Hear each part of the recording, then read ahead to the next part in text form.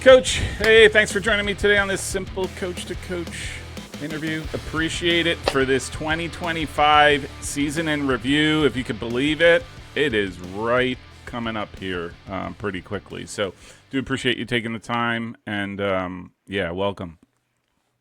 Yeah, thanks for having me. Always good to see you, and excited to crazy to think about, but excited to chat about 2025, which is Yeah. I still hope summer has a little bit of time.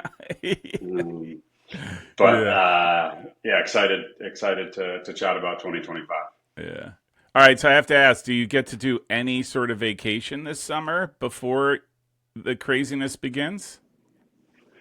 Yeah, we'll take some time. Oh, okay. Nothing amazing planned, but honestly, we have a backyard project. We're trying to basically build a little oasis and put in a swimming pool and make life good Nice. for our make life good for our 6 year old. So that's as you know, in adulthood and life, things don't always go as planned. So that was supposed to be a week long project that has turned into, I think we're a month into it now. So we'll see. But if that continues, we'll have to get on the road. But we'll take Yeah. some time. Lots of camps and recruiting and such. But Yeah, yeah. there's a lot of time in the middle of the week for some family time for sure. Yeah. Staycations can be a very glorious thing. I will just say that. I'm big fan, big fan. Um, all right, Coach. So, as I said, 2025 preview. Here we are, 2 months, give or take, out from when I have to report to camp. Just want to get your assessment out of the gate. Sort of where's your head at? What are you thinking? And I got to remind myself, you had a super successful season last season, right? What where's your head at for this fall? Yeah, really excited. Obviously, we lost some guys for sure. Losing Max Clivio, a two-time All-American.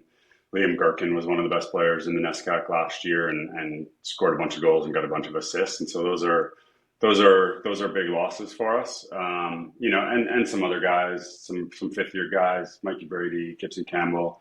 And then we had a bunch of seniors that played a lot, Ethan Figan and Owen Demby and Mm, a bunch of guys. That being said, we really, really rate our rising senior class. I think that's been a great class throughout their career, and thankfully, there's actually a couple guys in that class that at the time it didn't seem great, but we may keep a couple of those guys for fifth years the year after because they dealt with some injuries as well. mm-hmm. And so no, we're excited about 2025. It'll be here before we know it, and yeah, obviously the season ended in a way we didn't want it to, losing on penalty kicks in the NCAA tournament. But like the other side of things, and I always have to look at it unless you win the last game, right? And you're the national champ. I think you always try to find the positives and silver linings Yeah, and such. Like we actually haven't lost a soccer game in 22 months, yeah. which is That's like nearly remarkable. nearly 2 years. We haven't lost since November 2023, and it's now Like it's outright now loss. Outright yeah. loss. Yeah, Yeah, we lost on penalties, and it feels no yeah, different. yeah, But yeah, yeah, no one's actually beaten us at the game of soccer in yeah, 22 months, which is like yeah. I don't know. We can't feel too sorry for ourselves. We need to be pretty grateful for the program that we have, and just know that the standards are high. We judge ourselves on Yeah, ultimately on success in November and hopefully December, and so we haven't yeah, we want to get back there and give ourselves another opportunity, but also are incredibly grateful for the program that we're all part of. yeah, yeah. You're interesting. Tufts is interesting to me because it dawned on me, and I was talking to Coach Axtell last week or whenever we did the interview, and I said I almost feel bad, like for a while there, like my standards for what I expected of you were so exceedingly impossibly high that I don't want to say missed out, but you overlook the success that you do have when that happens, and it's really hard not to, right? And I did not know that you guys haven't lost an outright game in that time in 2 years, 3 years, 2 years, yeah. 22 months. Yeah, Like that's yeah. I pretty mean, remarkable in its own right, right? Like forget awards, all that kind of stuff, but not losing a game and the teams you play, like you're not, dancing through open fields. You're competing day in and day out against some of the best national champion this past year, right? Like you're really and a runner up. mhm. So that's pretty remarkable. Yeah, and obviously some of that is skewed, and I like a stat like that. I've taken some Yeah. liberties in that, like 18 of those months we haven't actually played any games. We really only played. But when That's you think of okay. like when Yeah. you think of just like not feeling sorry for yourself, like it's been Yeah. nearly 2 years since we actually lost a soccer game. Yeah. We're lucky to be in the spot that we're in. Yeah. Yeah, I think also the other, I've done this actually with some assistant coaches before who, think like, well, they'll throw out a comment of like, well, that team should be better. They should be a top 10 team in the country. And Yeah. like, I don't know. I think it's really easy to do that. Like, oh, they should be in the Final Four. They Yeah. should win the national Yeah. championship. Like, if you truly, whenever I stop to think of like, oh, wow, yeah, they should be a Final Four team. There's like 25 or 30 Division III men's soccer Yeah. programs that you could say that Easily. about if you really get Totally. down to it. And Yeah. I think some of it has been skewed by the amounts of success in recent years that Tufts has had and Amherst has Yeah. had and Yeah. Connecticut College has had. It's just because there's 3 or 4 teams that have had, all Yeah. of this success. The reality is most of the world isn't like that. And, Yeah. things are cyclical and other teams are getting better and it won't always be this, there won't always be 3 NESCAC teams in the Final Four. I don't Right. think. I think teams will continue. And the landscape is changing. The landscape is crazy. It continues to Yeah. change. Yeah. Talk about that change. What are you seeing? What are you experiencing at your level? Obviously, all the things. I talked to Coach Brandon Bianco of Denison yesterday, and Oh, he nice. talked about a lot of things. I mean, he's got a world of insight into that whole thing. From your perspective, what is it that you're seeing that's impacting you guys? Yeah, it came out. I think it was yesterday on ESPN. What everyone's been talking about that's going to impact all of us at some point. It's pretty clear that U.S. soccer is likely to take over the top end of Division I soccer. Mm-hmm. What that looks like, who knows? Whether that turns into Division I and Division I AA like football is sort of what I would imagine. Mm-hmm. I'm not in those meeting rooms and I have no real Yeah. insight, but I think in a great way that really potentially helps out Division III. Yeah. We constantly are having those conversations with recruits of, um, I'm certainly not negative recruiting. There's great opportunities everywhere, but like Division III is going to remain roughly the same, I think, in perpetuity. Yeah. I think a lot of these kind of mid to low tier D1s may end up in Division III if they're Yeah. sort of not in that Division I setting. Yeah. So who knows? I think that's what we're sharing with recruits right now, like Division I soccer outside of maybe the Power Four. Like who knows what it's going to look like in Yeah. 2026, 2027? Like we know what we're going to look like in Yeah. 2026 and 20. We're going to have a national championship. We're going to have a NESCAC championship. There's going to be Yeah. 400 teams. So that's a really positive thing for us. I think the biggest thing that's filtering into our world is like the transfer portal is now part of Yeah. our world. Yeah. Yeah. And international students are now, we don't necessarily do a great job at Tufts Uh-huh. for international students, and that we have very limited financial resources Yeah. for international students, and so um, but that's definitely entering our world. But yeah, the transfer portal is real. We brought in 2 transfers this year for the first. We have 1 transfer in the past 5 years, and now we have 2 in one class. Yeah. And I think even in division, it used to be. I think in the last few years, kids have started to Division I. They don't play; they leave right after a semester, or maybe after 2 or 3 semesters. Like that is happening. That is happening in Division III. I think it Yeah. happens less and less at our academic level, which we're grateful Yeah. for. But for the first time ever, we had a player leave because he wasn't playing and he wants to play and he's going to go somewhere else and play. So Yeah. I just think it's I think it is happening and going to Yeah. continue to happen Yeah. for the foreseeable future. And I don't know. I think we can't see it as it just is what it is. And so Yeah. Yeah. that's some of the if you look like that's one of the reasons we brought in two transfers is like some of the best players in the NESCAC in recent years have been transfers. That's the Transfers. reality of it. Yeah, yeah, yeah. Yeah. The Um, I, you're right. There's no point in complaining or rebelling or whatever, right? Because this is just the reality that you're in now. And I, I mean, I've been saying this for a while. I think it's dawning, especially in the college soccer world. I think it's dawning on kids, players, slowly, but I think it's becoming a reality where they're starting to realize, like, while it may be nice to play Division One or it's some right, like I can say that. What's nicer is if I'm actually playing, right? And and again, like you said, at Division Three, that does happen. Um, but I think makes Division Two, Division Three, really appealing, right? Like I mean, for all intents and purposes, a lot of these guys could probably walk into a roster and see significant minutes, just again because of if they're coming from Division One, right? Like just doing the math that way. So, yeah. I, Yeah. We have a player, and I'm going to be careful what I say so his head doesn't get too big, but like you we have talking about me? yeah, exactly. Exactly.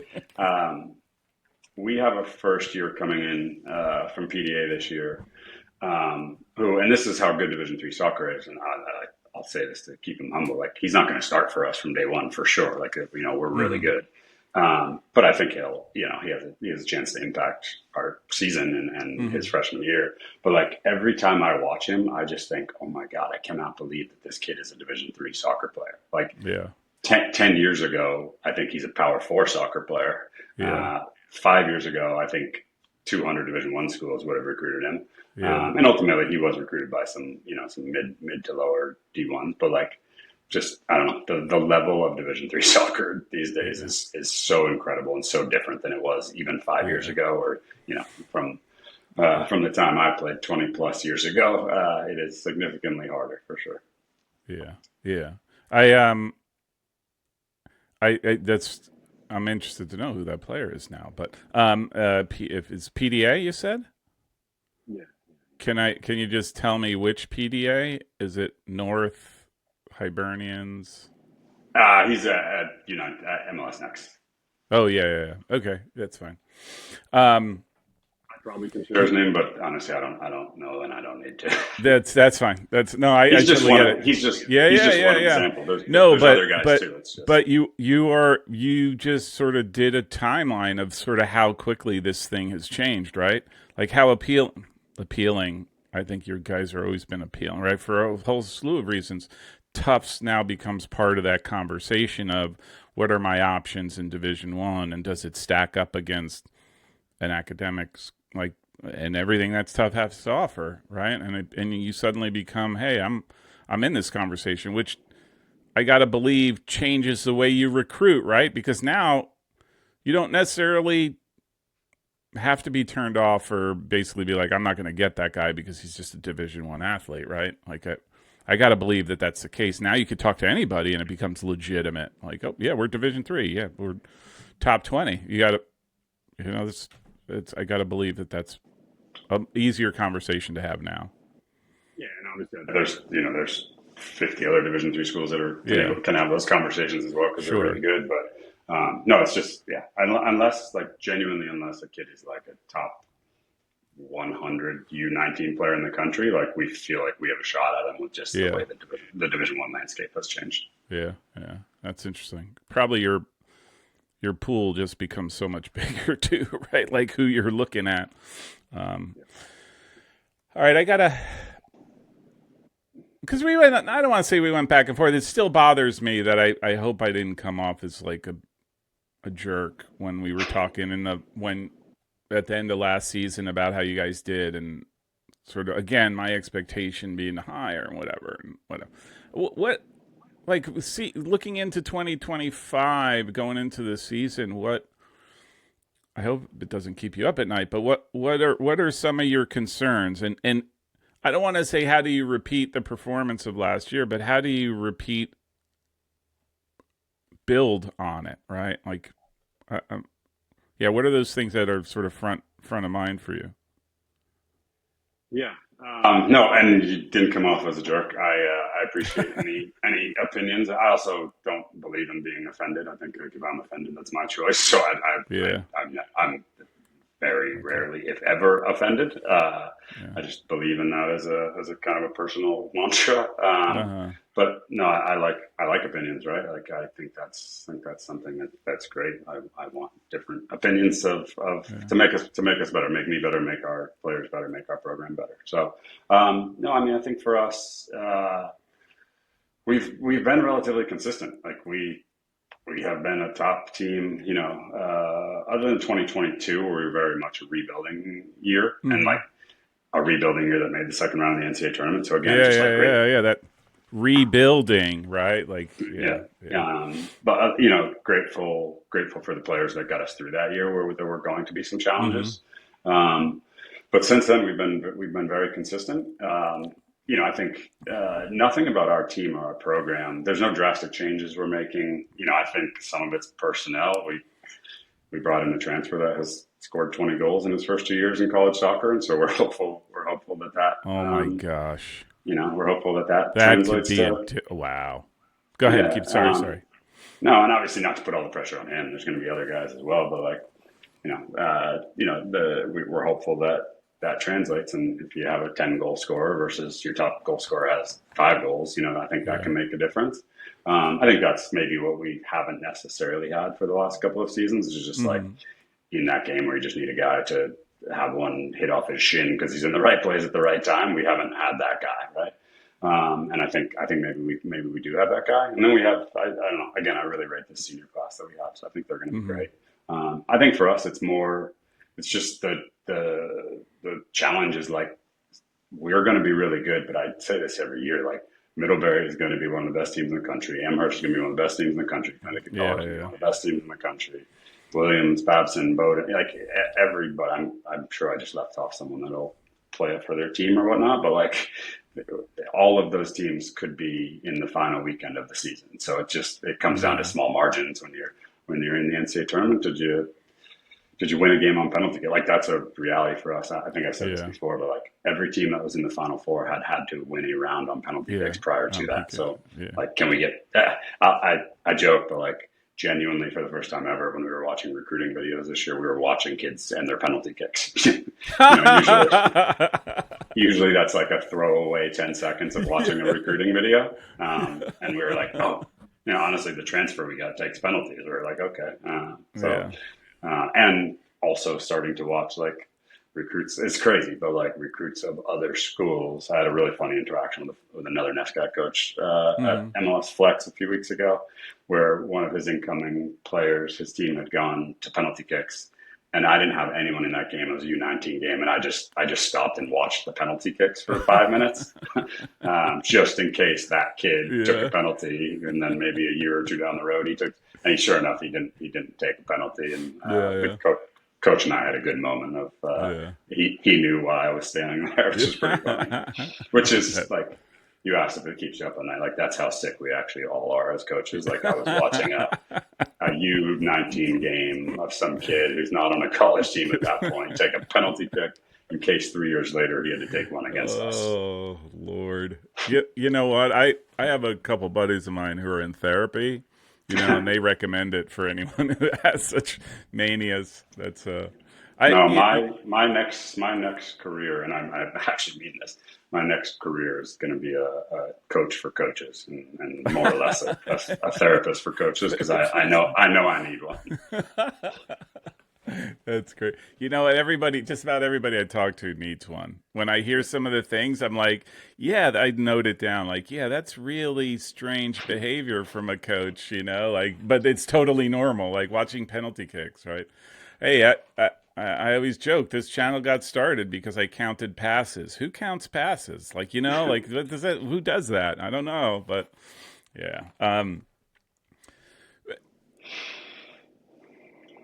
In this is a hard question, hard question, and again, if you don't want to be pegboard material for in another team's locker, I understand.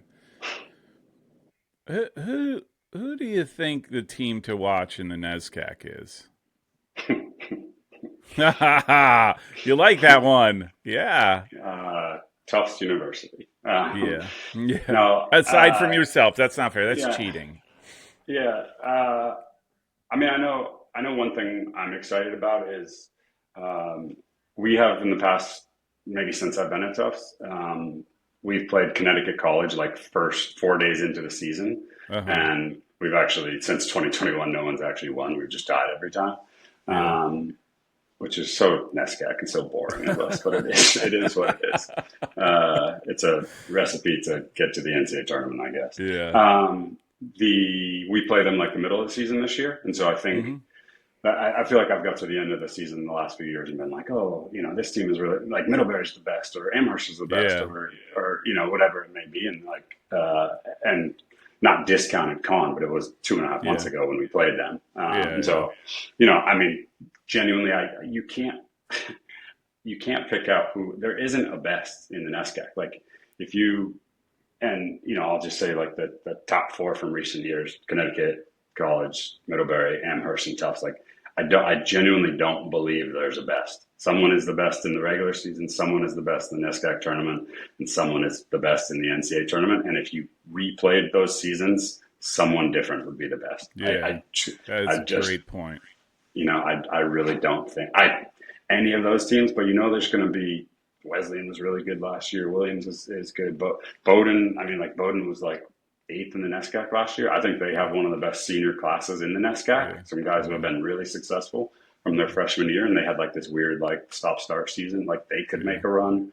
Um, I genuinely, I think for us when we played Middlebury last year, I thought at that point I thought they were the best team we had seen. Yeah. Um, and then, Amherst is the national champ and continues to get Yeah. better. They're kudos to them. Like, I talked about like Tufts just as an institution, just not making an institutional decision to like not fund international students. Like Yeah. Amherst just got two more Right to Dream kids that I'm sure most Yeah. Division I schools wanted. So I think Yeah. they now have 5 or 6 Ghanaian Right to Dream kids. So like Yeah. as good as and strong as Amherst has been for decades, they now have 5 players that they wouldn't have had prior to 2 or 3 years ago. Yeah. Um, and so and Con Ruben is a wonderful coach, and those kids play so hard, and they are incredibly talented and play somewhat different than the rest of the NESCAC or Yeah. much of the NESCAC. No, I think the NESCAC's crazy. The coaches are great. Colby just got a new coach, Ben Bruchov or So I Bates, saw did a that. Yeah. wonderful job. Um, the NESCAC is an incredible conference, and I think any of the top whatever teams ultimately filter out to be in the top 6-ish could make a run at a national championship or a Final Four. But there's again, I'm careful to say this all the time. Like after having coached outside of the NESCAC for most of my career, 15 of my 21 years, there are plenty of other really, really good teams out there that could win a national championship and Yeah. could Yeah. could have two teams or 3 teams from another conference in the Final Four. So it's going to continue to get better and be a challenge for everybody. It's interesting when you say like there's not a best in the NESCAC. I I think each of those teams demonstrated that they found the luck that they needed at the right time, right? Like that pivotal time where you guys didn't find it because you've dropped in penalty kicks against Buffalo State, but Amherst, right? Like in the right time in the tournament, they win it in I forget who they played, PKs, but they go through and it becomes this. Hey, we're steamrolling now, right? And that's true. And I look at Middlebury, same thing. All the teams, I just say like it just depends on those critical moments. Does the ball bounce their way, or do they make it bounce their way? And I think that's really makes for a crazy, insane. It's got to be it's got to be hard to compete in that year in and year out. Like I just think it's got right because most teams I think look to their conference and say there's a handful of them that don't. But okay, so we have the top four. We got to work on those, but and then the rest we can sort of play through, and we're good. you guys, like, you can't rest. You're out of conference schedule. You can't make it hard enough to be ready for the NESCAC, right? Like, because the NESCAC is the hardest. You're just going to play the hardest schedule. I think that's right. It's sort of Yeah, rambling. there's only, I mean, genuinely as good as this conference has been. There's been one team to ever win the NESCAC tournament and the NCAA tournament. Like Yeah, that yeah, shows just how hard it is. It's yeah, I don't know what we've had, 9 national champs in the last 12 years or whatever, and only yeah. one time has one team actually won both. Both. Yeah, yeah. Yeah, I have I mean, this theory. I have this theory. Like, you don't want to win. You don't want to win the conference tournament.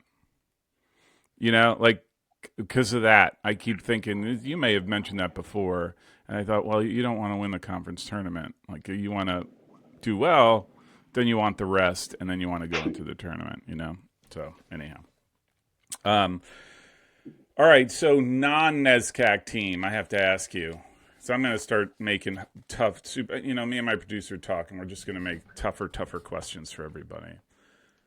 Is there a team that outside the NESCAC that you look at and you say, "Man, these guys are a team to watch"? well, I cheated, and I know my friend Steve Axtell, I listened to his because he's my buddy. So I'm going to say I'm going to return the favor and say SUNY Cortland. Yeah, But and no, that's so, fair, and that is no, totally fair.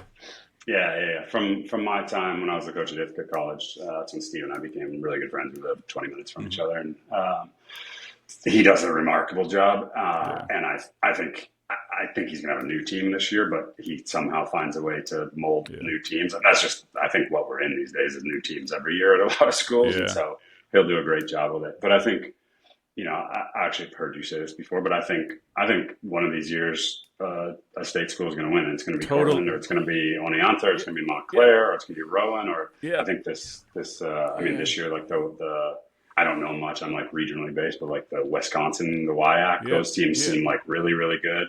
yeah, And I know the Directors Cup came out yesterday, and like yeah, I saw some of the Wisconsin teams were in like the top 15 in the country. So clearly doing some good things yeah, there. I think specifically of teams that we play, um, I don't know that I don't know if they're going to win the national championship, but I think two teams that we play that are really good, and obviously mostly regionally based thinking, but like UMass Boston, we added, and mm-hmm. UMass Boston lost one game last year on like September 3rd and never lost again. Um, they get Revs, Revs U19 kids end up coming, Mm-hmm. and I think they have a Philly Union kid coming in this year. Like there are some state schools who are doing some pretty special things, and then I think the other one for me is in this transfer era and the grad student era. Mm-hmm. Babson wasn't a fluke last year. Yeah, Babson should right now compete for national championships, yeah, with what they get for undergrads being a great school right around Boston, but now opening themselves up to transfers and especially grad transfers. yeah, I mean I wouldn't be surprised if Babson made another run to an Elite Eight or Final Four and yeah, made a I don't know what they have coming in for transfers, but just in this modern thing that we have, I think yeah, Babson yeah, is, yeah, is an absolute home run and yeah, has very much in New England anyway entered the conversation with any of the top yeah. NESCAC. So could make a really strong run at that the whole thing.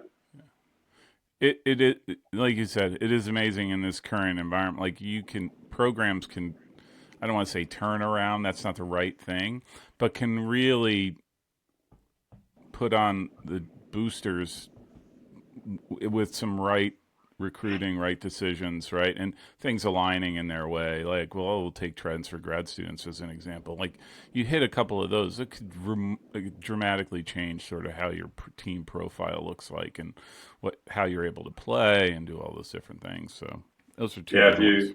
if you look at and this is not to downplay any undergrads or what these schools have done before, but like the Learfield Directors Cup came out yesterday, and Mm-hmm. everyone who's in the top 10, and again, I like NESCAC, we have our advantages, right? Like Right? amazing Yeah. schools that kids want to Yeah. go to. So I am not downplaying our advantages as well, but we can't outgrad. Basically, the NESCAC has like an anti-Tufts no grad transfer student rule, Anti-tough. because we're Is the that what only it's one that called? An anti-toughs rule? uh, Tufts coaches would make that argument because other schools have different advantages, and so we would love to have ours. But Tufts is the only one with like robust grad programs in the Yeah, yeah, NSCAC. yeah, yeah. Med Um, school and all that kind of stuff. Yeah, yeah, but everyone outside of the NSCAC that's in the top 10 are schools that have grad programs, yeah, and so not just soccer, but yeah, if you look across the board, what grad students are doing to Division III athletics right now, there's yeah, the success nationally and sort of in all sports goes hand in hand with yeah, kind of what's happening with transfers and grad students, which makes yeah, sense. yeah, yeah. That's interesting. It'll be definitely something to keep an eye on. And like I said, if you can really boost your program with just sort of capturing the right kid at the right time. There's so many things go into it, but really make a difference to your roster. And okay, I want to ask you totally something unrelated to college soccer. What is wrong with the U.S. men's national team? Oh, last night I actually I was thinking of that when I woke up this morning. I was thinking, oh man, we're getting on right after this 4-0 drubbing. Uh, I don't know. You tell me.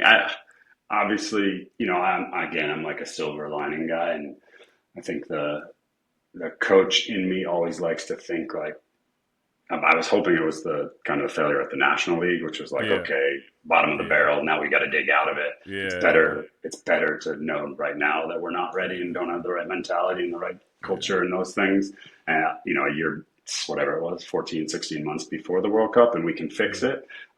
yeah, I still, I will. This is, I don't know. I text. We're all on group chats and texting with friends last night, and my buddy, our volunteer assistant Eric Nordenson, like uh-huh, I basically gave him like, yeah, but like after the end of the first half, like there's probably zero players on the field that will start in a World Cup game for us. yeah, Like maybe Matt Turner, maybe Johnny Cardoso, but like yeah, at most maybe one guy, two guys. yeah, Let alone like be on a World Cup roster. But I don't know. He takes the approach of like, well, we're the United States. We have all the resources and all the money and all yeah, the yeah, all the athletes, and we are who we are. So it should just be better. I don't know. Last night was bad. That was embarrassing. I think. I mean, we just like couldn't defend. Like they didn't look like the, it just looked I, like it looked to me more like the modern game of like defenders who couldn't actually defend and were just like they're on yeah, to attack, but they don't yeah, like. yeah, yeah, I don't know, the left back who I'm sure is going to be very good. The Max yeah, Arfsten, like he was he was yeah. yeah. I'm He's sure terrible. he didn't have a good night. Like I'm guessing he doesn't play again for a while. It, Um, it's like 10 guys who are all midfielders or forwards really have different degrees of defending capabilities and not nearly as good as what a real old school defender can defend. Like, yeah, that's what it reminded me of. Not closing down space. Like basic stuff I kept looking at. Like, hey, you're 3 steps away from closing down a guy. Why don't you take the 3 steps? Like, I just simple things like that. Couldn't fathom. I just can't understand it. I this goes in. I can go on for no, hours on I've this. heard I've heard some of your tangents. I mean, I mean, just we have good players in this country. yeah, I'll be yeah, down. yeah, Well, yeah, all of us, there'll be whatever 600 college soccer coaches and yeah, scouts from all around the world down in Nashville in 3 days watching yeah, MLS next playoffs. Like we yeah, have good players in this country. There's obviously something missing right now, and it's yeah, about getting it right. But I still yeah, have hopes for the World Cup. yeah, I think I don't know. I'm a optimist as far as the U.S. yeah, men's yeah, national yeah. team. You have to. You have to. Yeah. You're a year away. You can't not think that, right? Like I think that's don't follow the game if you're going to give up and just if because it goes bad, right? I just don't. Yeah. I think the part. Well, I've said this a lot, and it's not a popular opinion, and people get on me in different ways for it, especially nowadays. But I think there's something to be said about MLS at some point minimizing the role of American players on the field or in their rosters, and so you know we don't have a bench. This is my take. We don't have a bench on the national team because we don't have a big pool of American players playing at least MLS level in critical spots, right? Like Hmm.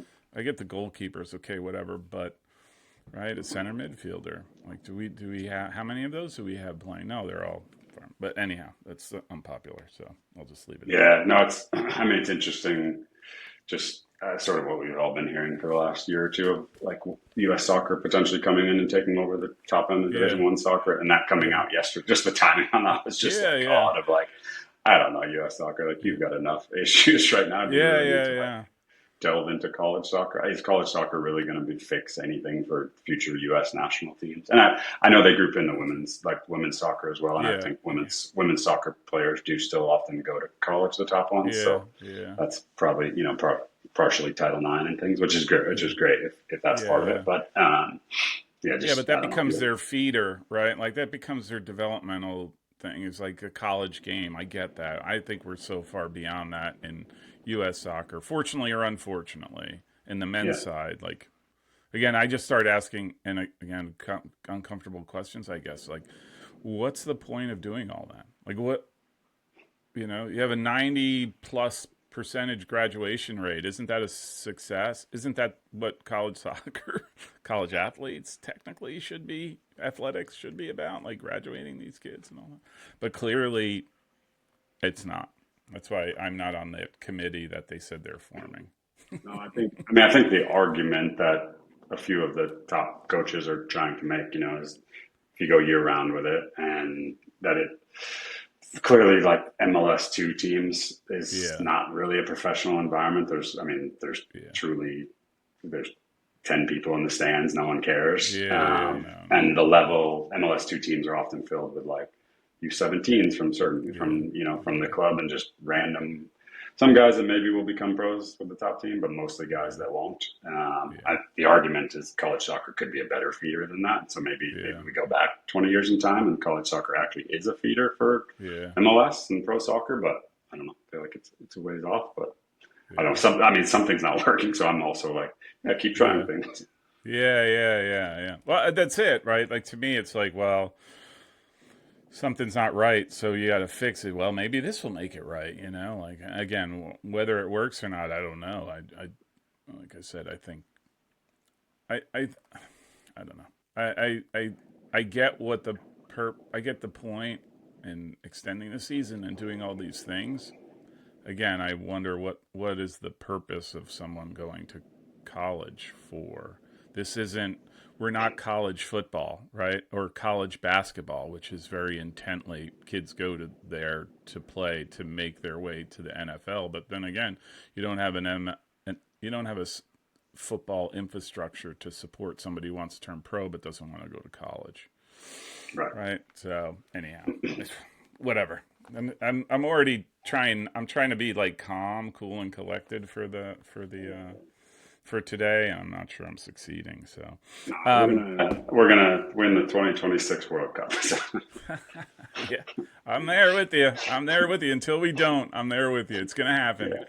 yeah, yeah. Um, last question for you, and I'm gonna make your life easy. I'm gonna make your life easy, and I'm gonna tell you you cannot choose a NESCAC team. Oh, cool. All right, so I'm not putting you on the spot there, which means you can't choose yourself. Who's going to win the national championship? Uh, SUNY Cortland because my buddy SUNY. Yeah, the turnaround's Um, fair play. Okay. yes, SUNY Cortland. Um,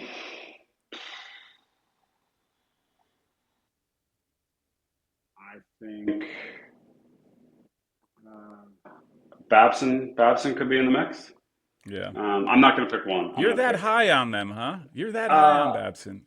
I just think I think they're in a special little demographic right now in the Yeah. grad student. They were Yeah. always good with just undergrads, and Yeah. now the transfers and grad student thing. Yeah. I think they have a shot. Yeah. And again, I also because of the world I live, I don't believe like I don't. Yeah, there's not a best Division three team. There's Yeah. Yeah. 12. Yeah. There's Yeah. 12, and Yeah. one of them will win.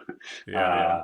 Uh, I think the league that I notice has consistently gotten better, and I want to think outside of the region and outside of the NESCAC is, and this is a thought I've had forever. Like Southern California is arguably the best soccer location Mm-hmm. in the United States. So Yep. I've often, like we all go there and we pick players out, right? Like we love Right. getting a kid from all the NESCACs. We love getting kids from Southern California, or even Northern California. I think one of the SkyAct teams is Yeah. gonna one of these years make a Yeah. run because and I know like the arguments of the NCAA tournament's really hard for them because they have to travel and Yeah. all of that. I totally Yeah. understand that. I, Yeah. I I've long thought of like why don't these teams from the SkyAC actually win the national championship in this sport Mm-hmm. where the best players in the country are from Southern California? So Yeah. I don't know. I'm gonna pick a SkyAC team, and I mean there's Redlands, Claremont, Occidental's Yeah. become really good. Like one of those Yeah. teams, I'll say one of those teams will make the Final Four. Yeah. That's my hot take. All right. Well, that's acceptable. I could totally buy. I've been saying for a while, the West, right? To me, the interesting stuff. I think it's because it's so dynamic and it's changing for the better, and these conferences are getting better. These teams are getting better. The West, the Midwest West is just there's a Yeah, lot going on, and you're like, wow, that is some really great soccer that's being played. So yeah. And the only other thing I'll say, and again, I'm maybe trying to appease as many crowds as I can and pick up. I would love, and this is because I started at a state school, but also because I've seen every level of Division 3, and I'm not just like in this elitist mode of like the high Mm, academic schools need to win yeah, everything. Like, I think that's crap. I think you can get a wonderful education at any school in yeah, America and have a better outcome than you could totally. have at any other school. I would Yeah, actually love to see a state school make a Final Four. I don't want them to yeah, win because I want Tufts to win, but I'd be thrilled yeah, if yeah, a Cortland or a Montclair or a Rowan or a Wisconsin or others. I'd love a state yeah, schools team to get to a Final Four. yeah. I I think they think deserve it. And I think they're good enough. I think they're good enough. I think it's totally doable. Like I said, I've been calling for the at least the last 2 years. I'd said Montclair State and Cortland. I thought always were if you're looking for they could win a national championship. Nobody should be surprised. Nobody should be surprised because of the way they play and talent that they have, and they can compete. And you know, Rowan, I put in that class. I just not necessarily the last couple of years, but I could totally see Rowan. Right, just get the right recruits, and there you go. They're off to the races. So anyhow. Yeah, yeah.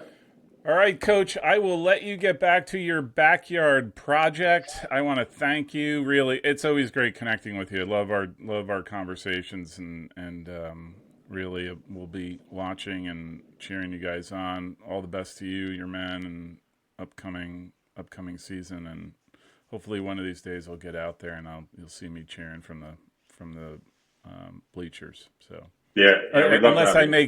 make the travel roster. Like if I make the Yeah, travel roster, we're good. It'll be on the sidelines. yeah, budgets are not being increased right now, so we'll see how big the Yeah, travel roster is. yeah, But no, it's great chatting with you. I appreciate it every time, and I would love to. I know we've joked about it, but I'd love to hop on a round table with you and Coach yeah, Axtell. We got to get some other people. Steve and I are like yeah, nonsense together, so we got to add a yeah. couple people to like Oh, keep us that well yeah. behaved.